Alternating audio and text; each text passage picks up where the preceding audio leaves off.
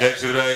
या शेतकरी आक्रोश मोर्चासाठी मंचावर उपस्थित असणाऱ्या माझ्या मार्गदर्शिका लोकसभेतल्या नेत्या महासंसदरत्न खासदार सुप्रियाताई सुळे, राष्ट्रवादी काँग्रेस पक्षाचे जिल्ह्याचे अध्यक्ष जगन्नाथ बापू शिवाळे, महिलांच्या अध्यक्षा भारतीताई शिवाळे, शिवसेनेचे जिल्हा प्रमुख सुरेश भाऊ भोर, प्रवीण भैया माने, ॲडव्होकेट देवसिंहजी पाटील, अनंतरावजी चौगुले, महारुद्रजी पाटील, प्रमोदजी गोतारणे, युवकांचे अध्यक्ष स्वप्नील भैया गायकवाड, अशोकजी घोगरे, अमोलजी भिसे, अशोकजी चोरमाले, अनिकेतजी निंबाळकर, सचिन भैया काळभोर, आकाशजी बनकर, दत्ताभाऊ राऊत, विठ्ठलजी दोडगे, आप्पासाहेबजी पवार, छायाताई पडसळकर, किसनराव जावळे, दादासाहेबजी थोरात, आपण सगळे मान्यवर.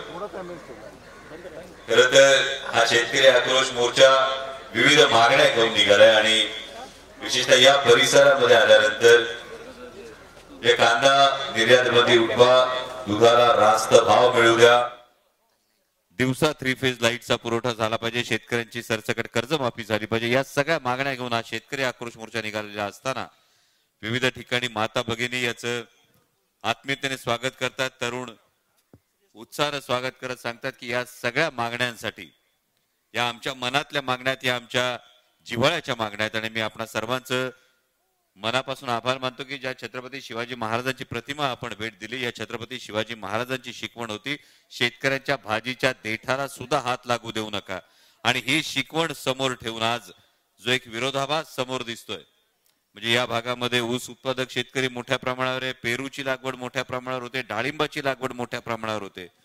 आजच महाराष्ट्राचे अर्धे उपमुख्यमंत्री देवेंद्रजी फडणवीस यांनी फार मोठी प्रवीण भैया परकीय गुंतवणूक आली अशी आकडेवारी फेकली. आपल्याला सवय झाली, मोठमोठे आकडे फक्त फेकत राहतात, त्या नुसत्या मोठमोठ्या आकड्यांनी म्हणजे खरोखर आपल्याकडे डाळिंब लावतात, आपल्याकडे पेरू लावतात, आपल्याकडे ऊस लावतात. कदाचित भारतीय जनता पक्षावाल्यांची एकच शेती फार महत्वाची आहे, ती म्हणजे गाजराची शेती.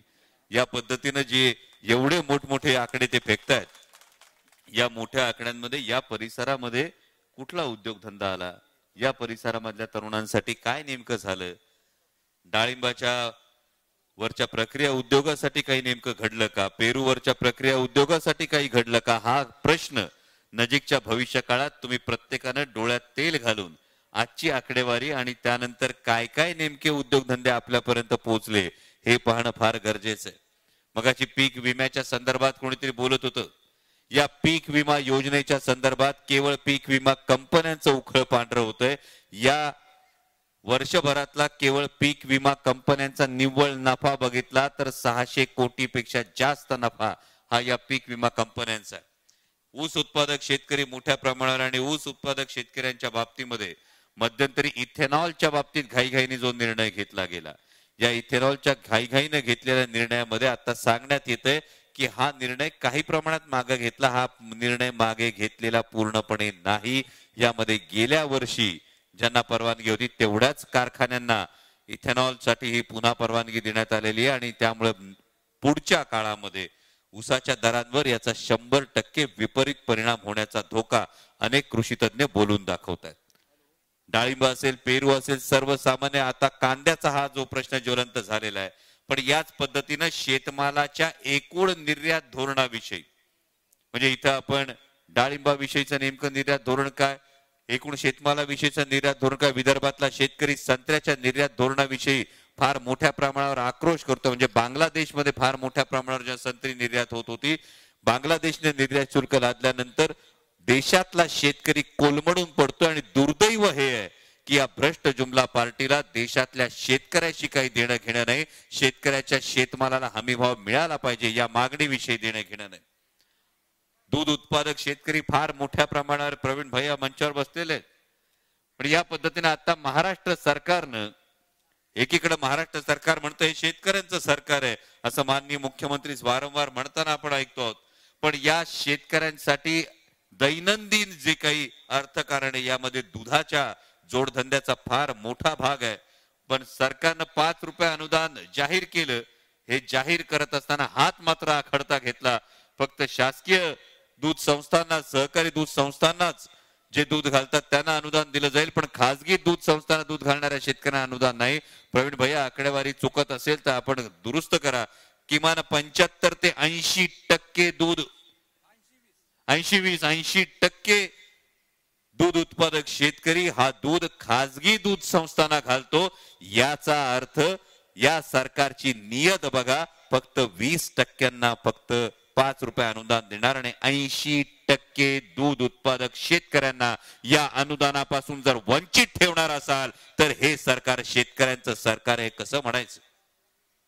परवा भारतीय जनता पक्षाच्या प्रदेशाध्यक्षांनी या शेतकरी आक्रोश मोर्चावर टीका केली आणि त्यानंतर काही पिल्लं जशी बिळातून बाहेर येतात तशी काही पिल्लं बिळातून बाहेर येऊन आवर्जून सांगायला लागली, सुरेश भाऊ, की आम्ही किसान सन्मान निधी देतो. किती रुपये?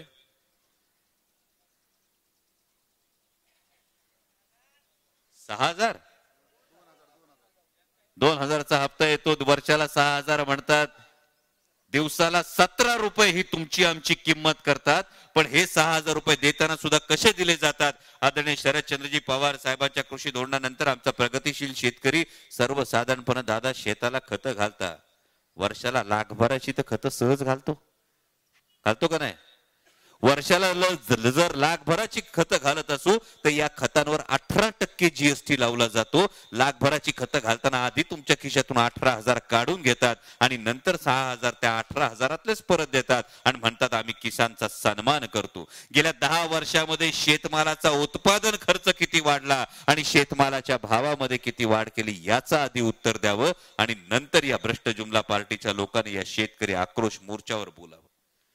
या सर्वसामान्य शेतकऱ्याचा हा आवाज जर लोकप्रतिनिधी सरकारपर्यंत पोहोचवू शकत नसतील, जर सत्ताधारी मूग गिळून दिल्लीश्वरांच्या समोर नजरा खाली घालून बसणार असतील, तर मी आयोजकांना विनंती करतो की ती छत्रपती शिवाजी महाराजांची प्रतिमा ही जरूर आमच्या सत्ताधाऱ्यांपर्यंत सुद्धा पोहोचवा. कारण या छत्रपती शिवाजी महाराजांनी आदर्श घालून दिला होता, दिल्लीच्या तख्ताच्या नजरेला नजर भिडवून महाराष्ट्राचा स्वाभिमान काय असतो हे दाखवून देण्याची. आणि हाच स्वाभिमान या शेतकरी आक्रोश मोर्चाच्या निमित्तानं महाराष्ट्रातल्या सत्ताधाऱ्यांमधला जागा व्हावा आणि त्यांनी केंद्रातल्या सरकारला जागा करावं हीच अपेक्षा व्यक्त करतो आणि थांबतो. धन्यवाद. जय शिवराय. एबीपी माझा, उघडा डोळे बघा नीट.